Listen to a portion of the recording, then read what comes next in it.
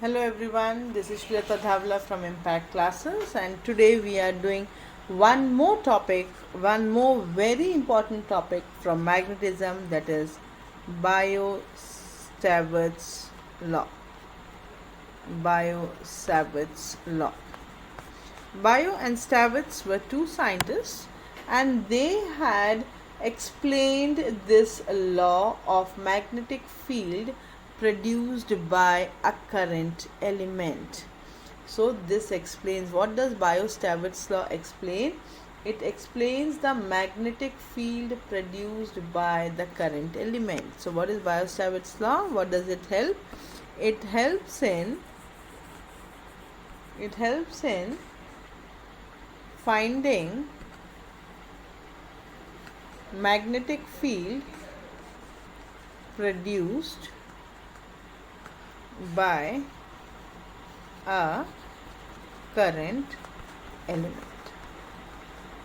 So now we have to understand first what is a current element. Suppose I have got any arbitrary shape of a wire in which current is flowing. I divide this wire into small parts, and one such part is dl. So this dl can be treated as a point, can be treated as a line, a small line, infinitely small line. And when this is integrated over the complete length, you get the total magnetic field generated by this arbitrarily wire which carries a current I. A current element is always denoted by dl with a vector sign, and it is in the same direction in which the current is flowing. dl is a vector because we have given it a direction in which the current flows. So now let us understand how to do it, or how to find the magnetic field. We know that right hand thumb rule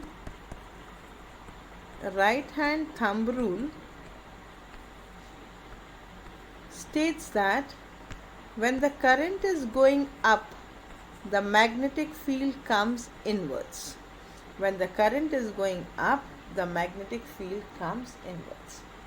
Suppose I have to find the magnetic field at a point P due to this current carrying element dl. So what do? I hold the wire in my right hand, and you can feel that the fingers are being curled in. So I put a cross over here, and this point P is at a distance of, say, position vector, or is at a position vector r. And due to this dl, a small magnetic field dB is generated. Then we should know the direction of this dB also. So the angle is between the current element and the displacement vector or the position vector. So the angle is between dl and r. So the angle is between dl and r. Let this angle be theta. So what do? At this point of contact, I draw a tangent, and I get the value of theta. So bio-Savart's law का खासियत ही ये है कि आप किसी भी तरीके के वायर के ऊपर आप इसको लगा सकते हैं. क्यों लगा सकते हैं? क्योंकि dl का वैल्यू बहुत छोटा है. अब इतना छोटा है कि जब आप उसको इंटीग्रेट करेंगे तो वो आपको पूरा लाइन इंटीग्रल देगा, जैसे कूलम्स लॉ करता है. कूलम्स लॉ फोर्स बताता है, किसके लिए बताता है? पॉइंट चार्जेस के लिए बताता है. तो बायो-सावर्ट्स लॉ क्या बताता है कि कितना मैग्नेटिक फील्ड जनरेट हुआ एक छोटे से करंट एलिमेंट के कारण.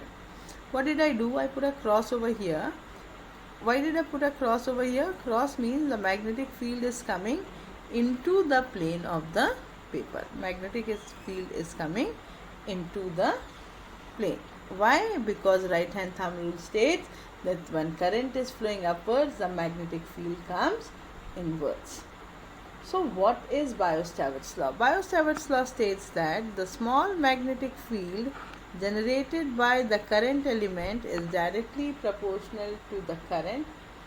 It is directly proportional to the current element, that is dl, and it is directly proportional to sine of theta, where theta is the angle between dl and r, and it is inversely proportional to the square of the distance. So dB is proportional to I dl sine theta upon r square. So dB is a constant into I dl sine theta upon r square, where this constant depends upon the medium. This constant k depends on the medium between the observation point and the current element, and also on the system of units. So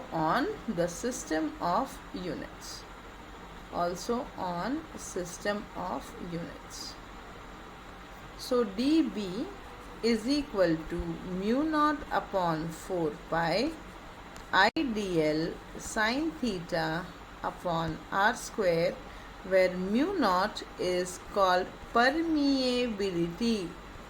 What is mu naught? Mu naught is called permeability of the free space. What is mu naught? Permeability of the free space. So Biot-Savart's law, if written in the vector form, it can be written as dB is equal to mu naught upon 4 pi I dl cross r upon r cube. So this is Biot-Savart's law in the vector form. This is a 1-mark question where you are asked to write Biot-Savart's law in the vector form. So what is the direction of magnetic field? The direction of magnetic field is the direction of dl cross r. Very, very important point. What is the direction of dB? The direction of dB is given by the cross product of dl and r. And how is it given? Right hand thumb rule. How is it given? It is given by right hand thumb rule. So when is the magnetic field maximum? It depends on theta. So if theta is equal to 90 degree, this will be maximum, dB is maximum. And when theta is equal to 0 degree, dB is minimum. And what is mu naught upon 4 pi? The value of mu naught upon 4 pi is equal to 10 to the power of minus 7 Tesla meter per ampere. What is the unit of mu naught? Tesla meter per ampere. So if theta is equal to 0, it is minimum, magnetic field is minimum. For theta is equal to 90 degree, magnetic field is maximum. So mu naught upon 4 pi, we have understood that its value is 10 to the power of minus 7 Tesla. So how can we compare? Is there any comparison between Biot-Savart's law and Coulomb's law? So let us compare. So Biot-Savart's law states that dB is equal to mu naught upon 4 pi I dl sine theta upon r square. Right, and electric field is equal to 1 by 4 pi epsilon naught dq upon r square. So number 1, the first similarity between Biot-Savart's law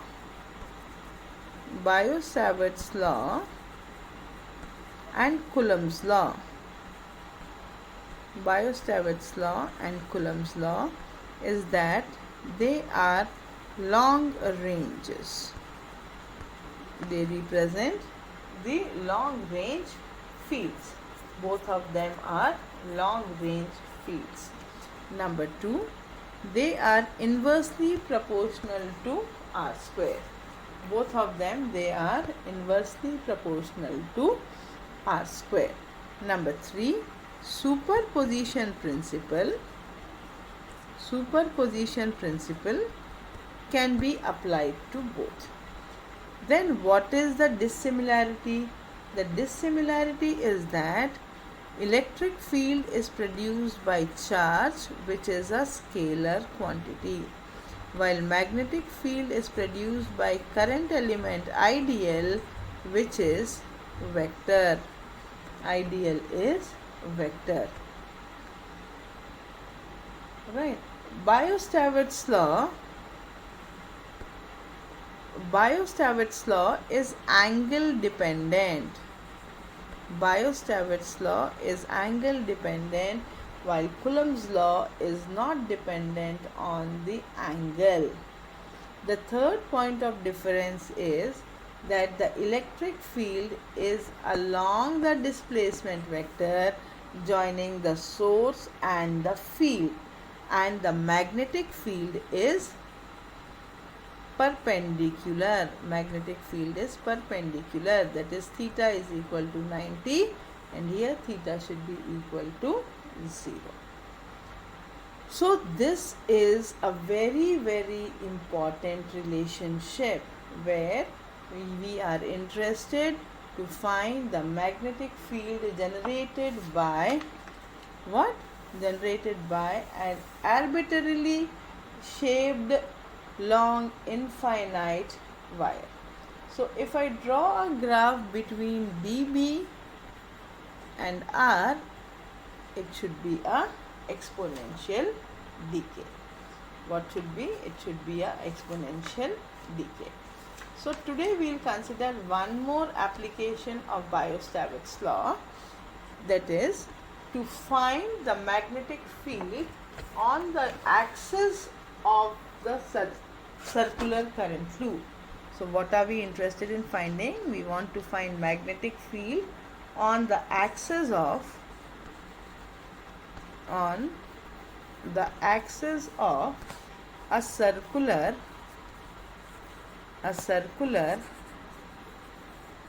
current loop.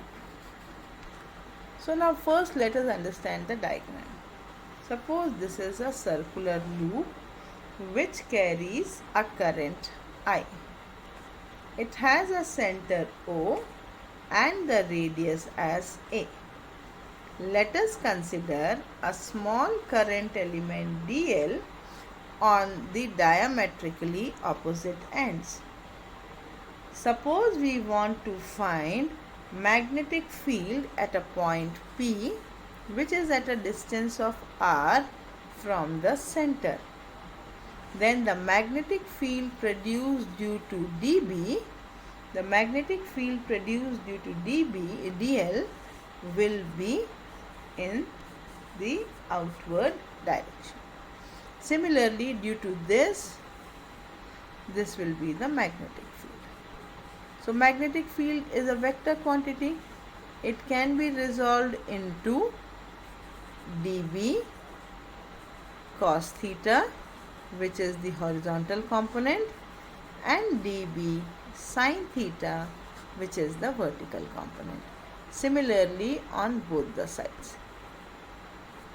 Now if you see, the total magnetic field will be due to dB cos theta, because dB sin theta for both the diametrically opposite ends are in opposite direction, and hence they will be cancelled out. So the overall magnetic field is due to dB cos theta. Is due to what? dB cos theta. So what do?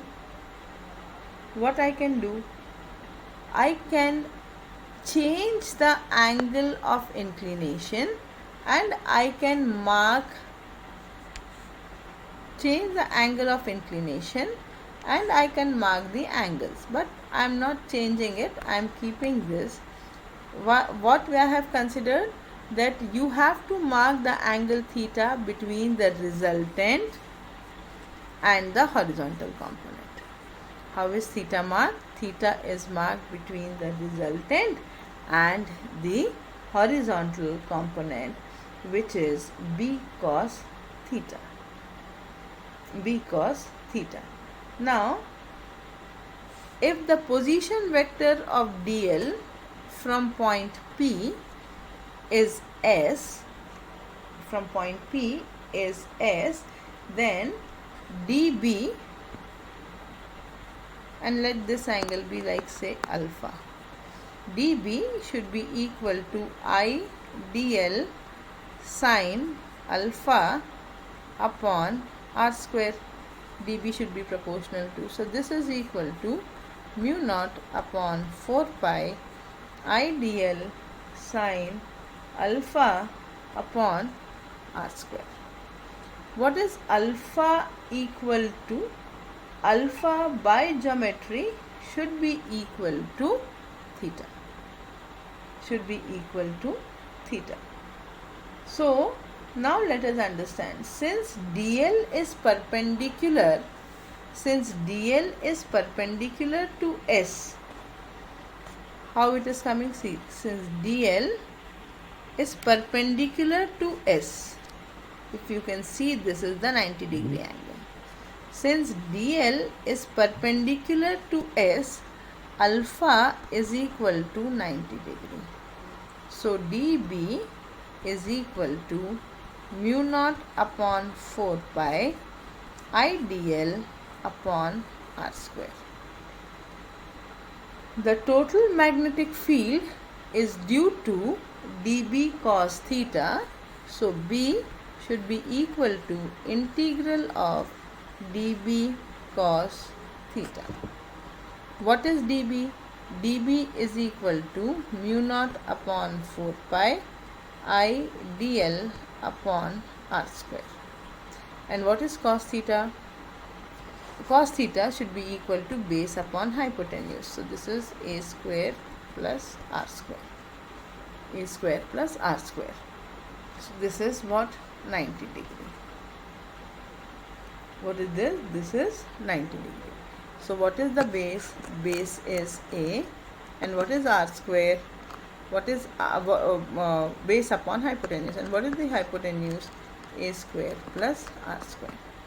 Here we have taken the displacement vector as S, right? So for a change, what I'll do is I'll change it to say r, and I'll make this as x. So then it becomes a square plus x square. Now it becomes much more clear. So this is mu naught upon 4 pi I dl a square plus x square into a upon root over a square plus x square. So this is mu naught upon 4 pi I upon a square plus x square to the power 3 by 2 into a constant. I am left with dl. What is dl? dl is nothing but 2 pi r. So this is mu naught upon 4 pi I a upon a square plus x square to the power of 3 by 2 into 2 pi r. So pi gets cancelled. What is the radius? The radius is 2 pi a. 2 ones are 2 twos are. So you get magnetic field B is equal to mu naught I a square upon 2 a square plus x square to the power of 3 by 2. Very, very important relationship. So here, if a is much greater than x, if a is much greater than x, then what we can do? X can be neglected. So this B becomes mu naught I A square upon 2 A cube. So it gets cancelled to give you mu naught I upon 2A. And what is mu naught I upon 2A? This is the magnetic field at the center. You have to remember one thing, that if there are n number of, here we have taken a coil with only one turn. If there are n number of turns, then the total magnetic field B should be equal to number of turns n into mu naught I upon 2A. Mu naught I upon 2A. So this is how you use Biot-Savart's law to find the magnetic field. So we will also use Biot-Savart's law in solving the numericals, which we will deal tomorrow. So I hope I am clear with the topic. Admissions are still open at Impact for all over India, and you can call us on 94241 01227 or contact us on the WhatsApp link which is there, or even through your comments. Okay then, bye bye.